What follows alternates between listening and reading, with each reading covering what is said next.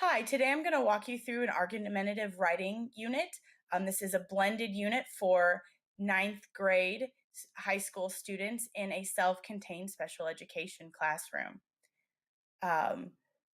When I would do this lesson, I would start, this is my unit organizer. I would have already spent a couple weeks talking about elements of writing in the hope that I would be helping the students develop their writing skills and to be able to write good argumentative writing, and then we'd move on. The standards that I will be talking about are listed here. And then in the rubric, which I've posted here for the students to be able to see, this is the rubric that we use for our student learning objectives, and that we're going to be using for our growth model that will go along with our Danielson evaluation for the teachers. We look at focus and claim, organization, content development, and language and convention. The one standard that is listed here that is not listed on the rubric is the one about counterclaims, but it is something that 9th and 10th grade students need to know and be familiar with. So although they're not getting graded on it on their final essay, they will be graded, or they will be exposed to it during this unit. So then I would go on and I would talk to the students about why they need to write argumentative essays. I have developed this poll at polleverywhere.com, and it's a really cool website. You can use bar graphs and pie charts or these open forums that are like kind of brain storming sessions. And that's why I did that, because sometimes kids, even in smaller self-contained rooms, don't necessarily like to speak up. So all of our students are given Chromebooks. So if they can get on this site and they can enter a response here, you can see I've already entered a couple, and they can all contribute to the discussion, even the quiet kids that don't like to speak up. They don't feel that anxiety or that fear that, oh my gosh, I'm going to have to talk in class because it's my grade depends on it. They just type something in and it shows up and everybody can see it. So why do I need to know how to write a quality argumentative essay? Two of the responses could be to convince my parents to buy me a car when I'm 16 and for job interview skills. So then I found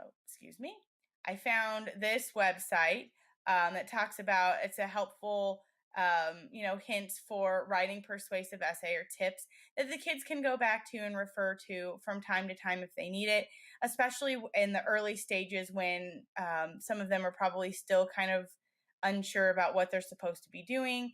It's a pretty easy explanation here, and then down below it gives an easy outline for the essay and the things that they need to have in each paragraph. Then I would move on and have an activity, either the same day we start talking about the other things or the next day. I like to call it Get Up and Move, because it allows the kids to stand up and move around. And so this kind of gets at different kind of learners. This is the paper that I would be holding, and it talks about auditory and kinesthetic. So, different kind of learners, kids that maybe if they've been sitting a while or that have that ADHD, or, just kind of need to stand up in the room, they'd stand in the middle of the room. On one side, there would be a sign that would read no. On the other side, there would be a sign that reads yes. And I would ask questions that are on this sheet, and the kids have to go to one side or the other and make a stand. And that it's important for them to see that they can't stand in the middle. They have to choose one side or the other, because that's what they're going to have to do when they write this paper. They can't present both sides. They have to choose one. So then I have a worksheet that I created and I shared with them on Google Drive, and they have to copy and create their own document. And this usually doesn't take very long. It's got 20 questions about their favorite things. And so they go through and answer these, and then we spend a few minutes in class talking about it. And some of the questions I probe on, like why they chose, who they chose as the best president, just to kind of get them in the habit of explaining why they made a decision.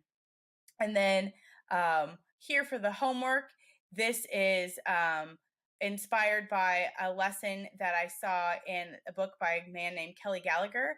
and he wrote a book called Write This Way. And he uses this as kind of a starting point for kids to learn about taking a stand. And it's the book, Would You Rather? And so I put 4 questions that, teenagers would probably think are kind of gross, but also kind of entertaining or would bring them in to write about. So I put those there, and that would be their homework to write for, and then come back the next day and we would talk about it. Then we would talk about tips for choosing a topic to argue. I've listed some things that I would go over with the students, some good sources I found. This one is the Oxford University, talks about, persuasive essays, again, goes over what it is, how to write a good one, and how to pick a topic. This website also talks about how to, from Scholastic, how to do the pre-writing, how to choose a topic. And, I find a lot of times, the kids do like talking about things that, interest them or that affect their lives. So they are more passionate about it. And this video just, again, reinforces that idea about choosing a topic. And then I found some examples or some things that they could use to get organized with their writing. And then I actually did a couple samples for them. So here we've got eliminating snow days for students. I made a T-chart, and I've circled the one that I would do. And then after that, I made a brainstorming web, and I once again put my topic, I put my position, and then I started my brainstorming web. I put my thesis, which we'll talk about in a minute, in the middle, and then I put my essay map, which we'll also talk about in the middle, or in a minute. Here around the outside. And then I didn't want to forget that, we have to know that there are other opinions out there. So I did remember to put that down at the bottom in another color. So then I would have them, choose a topic that they would like to and send it to me. If they're having trouble, I would meet with them one-on-one and discuss it. So then we'd move on the next day to parts of an introduction. We talk about the hook, the thesis, and the essay map. That would actually probably take 2 days because we would be doing some practice, talking about hooking your reader and what do you need to do to create a good hook. And this one I find kids struggle with a whole lot. So I found this cool little PDF here that talks about hooks and kind of different ways you can have a hook, and gives them examples that they could look at. And then I give them a chance to do this. This would be at the end of the hour. If they don't get it done, they can turn it in for homework. Then the next day we'd talk about thesis statements. And I found this fun little video. It's about 5 minutes long that talks about thesis statements. And it really does a nice job of covering the main points. Then, to make sure they're paying attention, that they understand, I created a quiz on Google Forms that they would have to fill out and share with me. And then I would assess that and make sure that they all understood. And if not, I'd go back the next day and reteach that, or go over the things that I feel like that they needed to have reinforced. And then the final part of the introduction would be the essay map. And I really like to tell kids that this is like a roadmap for the reader. I also try to compare the introduction to a movie preview, and how the movie preview just gives the important bits and it doesn't really explain anything, because they have to go actually see the rest of the movie to see all of it. And that's kind of what they have to do with an essay. They have to read, they want the reader to read the rest of it. So they have to do a good job in the introduction to get people interested in their topic. And so here is a sample of a graphic organizer that I got from Read, Write, Think, that I filled in, once again using the same topic, my thesis, and then I put down again my roadmap or my essay map for the 3 reasons why I feel the way that I do on that topic. And I found another graphic organizer that's actually interactive, and you can put that on the kids can actually fill it out on the web.